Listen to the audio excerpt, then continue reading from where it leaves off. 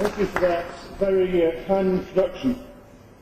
Mr. Narayan, Mr. President, Madam Minister, distinguished colleagues, can I begin by expressing my deep thanks for the opportunity to be here this morning.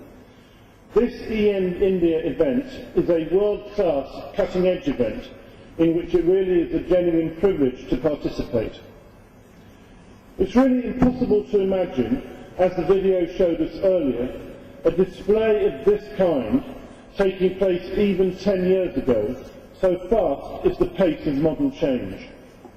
And I want here to praise, and we've heard some of the accounts already this morning, the very positive approach of the Government of India and of state governments such as this one here in Andhra Pradesh. Programmes which have been described and others such as the SSA project and support from the World Bank for commitments to vocational education show that key decision makers in this country are indeed very strongly committed to a strong and resilient future for India in this very rapidly changing world.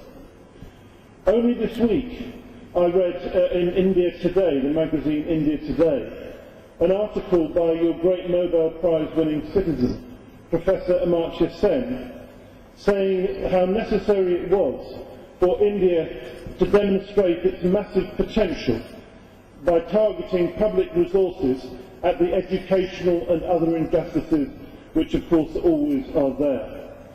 And the video we saw this morning described the pace of change, the world that is happening within which India has the capacity to be an enormous success. So I do believe that the organisation of this eIndia event is particularly timely. Of course, eIndia covers the whole range of public policy, and it is certainly right to emphasise the contribution which information and communications technology can make to solving very many problems. For example, in the relationship between the citizen and government, so-called e-government, as I know from my time as Home Secretary in the United Kingdom, in health, and in other areas which will be discussed over this next couple of days. But Mr. President, I hope that you'll excuse me if I concentrate today on the massive contribution which I believe that properly used information and communication technology can make to educational progress. The fact is that the change illustrated by this eIndia event is the story of our times. We can see here around us the technological change which is transforming economies and societies throughout the world. That goes hand in hand with dramatic social change, and indeed it pushes and accelerates profound transformations of our societies and cultures, whether in relation to traditional work and customs, or to the position of women, young people, or traditionally excluded ethnic groups within our societies. And this dramatic process of change is influencing domestic and international politics too, quite fundamentally. The speed and immediacy of modern communications, exploited as it is by an immensely fast-moving media, means that any problem, anywhere in the world, rapidly becomes a concern for everyone in the world, provoking discussions, decisions, actions with huge, enormous implications. And out of this process of change, one profound question emerges. It arises for every organisation, whether business or public service, whether government, whether at the scale of a country or an individual town or village. It arises for every individual, whatever their age, their sex, their experience of life. The question that we all face is whether we are to be the victims of this process of change, to be disempowered by it, cowed by it, reduced by it, or whether, on the other hand, we are to master it, to benefit from it, to strengthen ourselves from it, to direct that process of change positively and broaden and deepen ourselves and our capacities through it. That is the question that this process of change causes for all of us. Of course, even to pose the question, even to put it in this way, is to answer it. This process of change and the speed with which it's taking place cannot be ignored. It has to be addressed.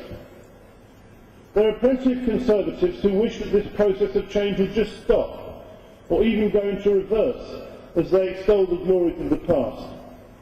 They just say, stop the world I want to get off, and try to hold everyone else back as they do. At this time of year in my own country, in England, we certainly see those romantic illusionists out in force, as the exam results are published and assorted reactionaries lash every improvement in performance as a decline in educational standards. I'm sure there are similar people here in India too. But I believe that these views, which do exist, have to be contested.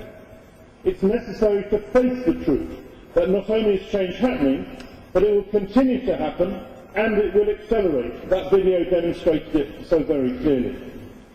And so it's obvious. We have to give ourselves the tools to control, direct and exploit that process of change. And the greatest of those tools, the greatest of the weapons, is education, and education using the most modern methods. In whatever field, high quality education, where possible for all people and throughout life, is the means by which the challenges of the future will be successfully addressed. Put bluntly, those individuals, companies, communities, countries which invest in their education and skills will succeed. Those that don't will be left behind. And modern investments in education and skills can only really be done by investing in modern educational methods. In many parts of the world, including in the United Kingdom, the traditional blackboard in the classroom has been replaced by the electronic whiteboard. Personal computers and laptops are now universal. An enormous range of high-quality software offers both whole classes and individual students a level of educational inspiration which has never before been available. Distance learning is now a reality for many. Groups of school pupils in one continent do study together with groups of school pupils in another continent, linked up through the internet and video. Teachers are now trained to use this equipment to enhance the quality of their own teaching. In fact, over 10 short years, the nature of education in many parts of the world has already changed precisely in order to provide students with the skills and insights to allow them to flourish in the modern world. Such change is, of course, not easy at all. Quality is essential, particularly when all our young people are now competing in a world where educational standards are constantly evaluated and compared, so that recognised certification of achievement is necessary. Any investment will rightly only be judged on the outcome and not upon what was put in, the input. Equipment is not enough on its own.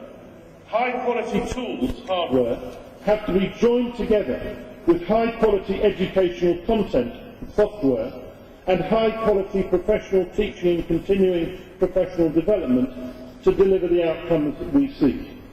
And as I say, that combination of hardware, software, and well-trained, up-to-date teachers is not easy to get.